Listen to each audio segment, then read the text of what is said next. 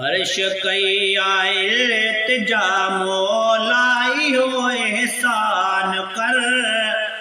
अज मुहम्मद पाक के मोहजे मथा मेहमान कर। अर्श कई आयल तिजा मोलाई हो एहसान कर। अज मुहम्मद पाक के मोहजे मथा मेहमान करे। ओ फर्श जे बागन भलन सा भेट किया मौजी ठहे। रोज तो कदम शरीफ ने जा मज़ा वठंदो रहे। फर्श जे बागन भलन सा भेट किया मौजी ठहे। रोज तो कदम शरीफ ने जा मज़ा वठंदो रहे।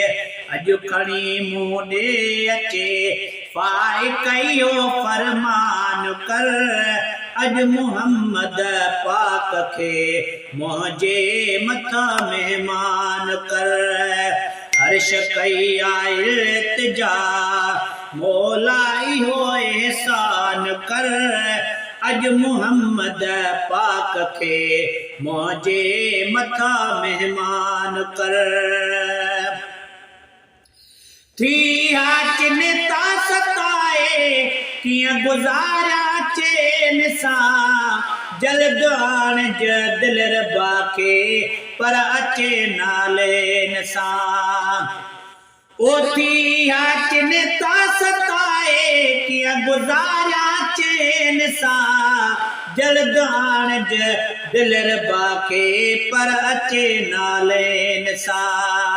शरफ कदमन जो ॾियारे मुंहिंजो भी वदमान कर। अज मुहम्मद पाक के मोहजे मथा मेहमान कर।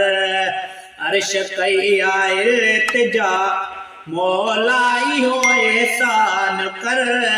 अज मुहम्मद पाक के मोहजे मथा मेहमान कर। पंहिंजी कुदरत साधणी दिले दार आणे थो सघी।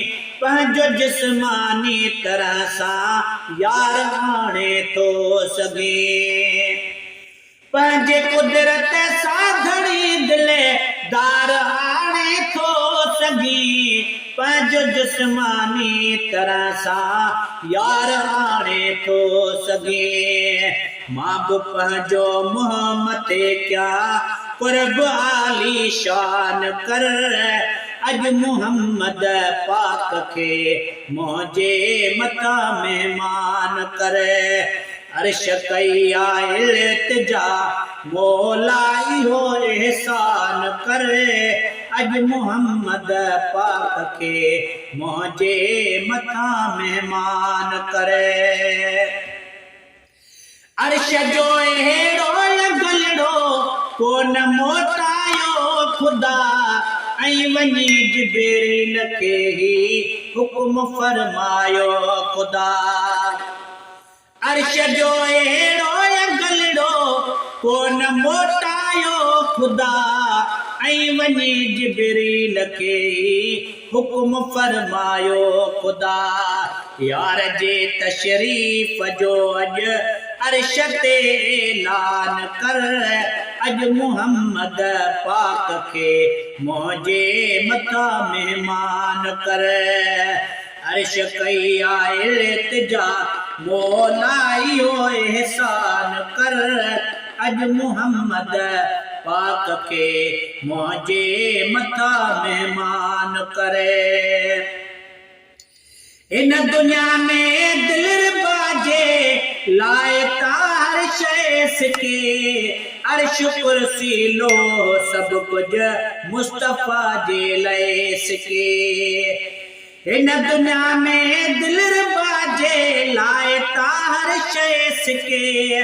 अर्श कुर्सी लो सब कुछ मुस्तफा जे लय सिके। तो अज़मेत पिरिय जो खूब शान बयान कर अज मोहम्मद पाक के मुझे मता मेहमान कर अर्श कई आयल तिजा मोलाइयो एहसान कर अज मोहम्मद पाक के मुझे मता मेहमान करे।